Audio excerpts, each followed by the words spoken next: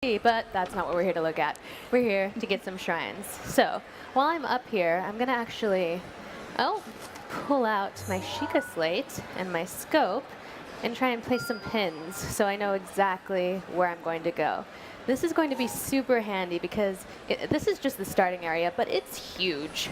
And I tend to wander. I'm a known wanderer, so I need these pins to kind of help get me back on track whenever I go after some bokoblins that I probably shouldn't have. So I wonder if we could pop into the map for a second and just show folks exactly what the distance is between these two shrines. Yeah, so those two shrines, I'm up here, so I made them look pretty close together, but they're actually pretty far apart. So those pins are going to come in handy. There's my first shrine, and I'm not supposed to have this yet, but I do. So I'm going to jump using my handy paraglider. And I'm going to soar to the ground and head off to my first shrine. It's so satisfying to use so the paraglider. Satisfying. I'm going to try and not run out of stamina. That would be kind of bad. Let's do this, Link. We're ready. Come on. I can make it. Almost. Okay, that's pretty close, though. Nice. That's pretty good. Now, we're going to go and see what this shrine is all about. So I wonder, can we chat a little bit more about what the significance of the shrines is as far as why folks would want to hunt these out? That's right. So I don't want to give too much away, but basically, if you beat the challenges in the first 4 shrines, you'll get something, which we'll see when we get in at the end of this shrine, and you can exchange that for the paraglider, which I already have because I just wanted to play around with it, but highly worthwhile. Normally you're going to have to actually go through the trials to get it. And in the game at large, again, I'm not going to spoil anything for anyone, but it plays a larger part in the other game, in the full game. Now we're finally entering the shrine. I used my Sheikah slate. It verified that I am the hero, so I'm going to be able to get inside here. And worth mentioning, too, you just mentioned 4 shrines that have a special significance, but there are actually over 100 shrines in this world. There are loads of them to find and loads more goodies to uncover, so many too. shrines, and dungeons, and there's just a lot to do in this game. We're just going to take a look at the first couple here, but there's a lot. It's interesting, actually, thinking about how people might approach playing this game when they first head out in the plateau, depending on which direction they head, what they end up doing. These might not be the first 2 that folks run into when they're playing the game, but these are definitely 2 that give you a really nice introduction to what the shrines are all about. It's just like you said, we're calling them the first 2 shrines. That's because they're the first 2 you probably should go to, but this game is really all about freedom and exploration. You can do anything pretty much in any order that you want, but actually, can we take a look kind of like up and around, because it's such a cool this is a really cool looking place. It is really pretty. All kinds of shiny lights. Actually, the entry to our booth looks just like this. Oh, and it's the so booth is cool gorgeous. To see it recreated. It's really cool what they did with the constellation motif. Looks like some metal slabs on the floor that I can't do anything with just yet, but anybody who's been playing Zelda knows if you see something that looks like you should be able to interact with it yet, but you can't, you wait. You just wait. Now, what I just did is I found this little platform here, and I put my Sheikah slate in it, and that's going to actually update my Sheikah slate with a brand new rune ability. Rune abilities allow Link to do all kinds of different cool things, not just in shrines, not just in dungeons, but all around the world. You can solve puzzles, you can find treasure chests, you can do all kinds of things. This one here we just got is the Magnesis rune, and just like it probably sounds, it's going to let us actually have a magnet-like ability. We're going to be able to pick up and interact with metal objects. So we're going to have some fun with this. I gotta say, after seeing this, updating my devices feels kind of lackluster, honestly. Agreeing to a terms of service agreement just doesn't have the same flair as that. Why don't you let me do stuff? It's like the Sheikah slate allowed you to entry into here. Now you got all these special powers on it too. It's like the multi-passes of multi-passes. Yeah, So I want to be able to put my phone down and just have this magic Sheikah update process happen. as you can see here, I've activated the ability using L, and I can kind of see the things that highlight as yellow. Those are things that I can interact with. So those big metal slates that I couldn't do anything with, boom, now I'm just throwing them around like they're nothing. The power.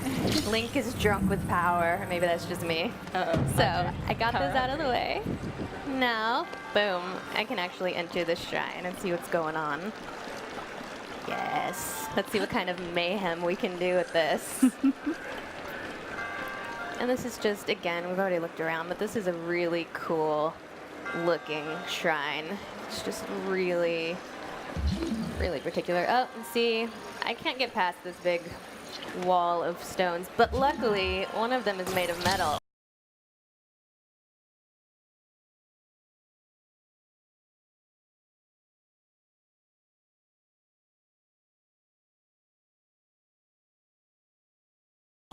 So it stands no chance against me and my Magnesis rune. So, can you talk a bit more about how it is that you're controlling this power? So I'm using, like I said, I activated the ability with L, and I can actually use the control stick to move the thing that I've grabbed around. And I'm gonna use this metal block to block this guy's attack. This guy's actually really powerful. He could do some real damage to me. Ooh, can you and throw so I can actually, oh no, I need you. I'm not done with you. I'm gonna push you in the water. Yeah, you don't like that, do you? I'm gonna drop that on your face. That's what I think of him. It's Ooh, interesting and that he dropped some goodies. it's interesting that that's one way you could deal with that enemy, but other players might find different ways too. It's really interesting to see how you tackle the different puzzles. And that's what this game is challenges all you face. about. The way I play is not the way that anybody else that I've seen play is going to play, really. It's just all about choice and freedom. So, again, we've walked across this metal slate here, but that's not going to help me get across this big gap. So, we're going to have to use our puzzle-solving abilities. And again, I'm going to lift up this metal slate and create a little bridge for myself. Oh, gently, gently, boom. Now we can get across. And look at that. That's a shiny, shiny treasure chest. We're not just gonna pass that by. Oh, no, nice. no. Come to me, treasure. Come to me.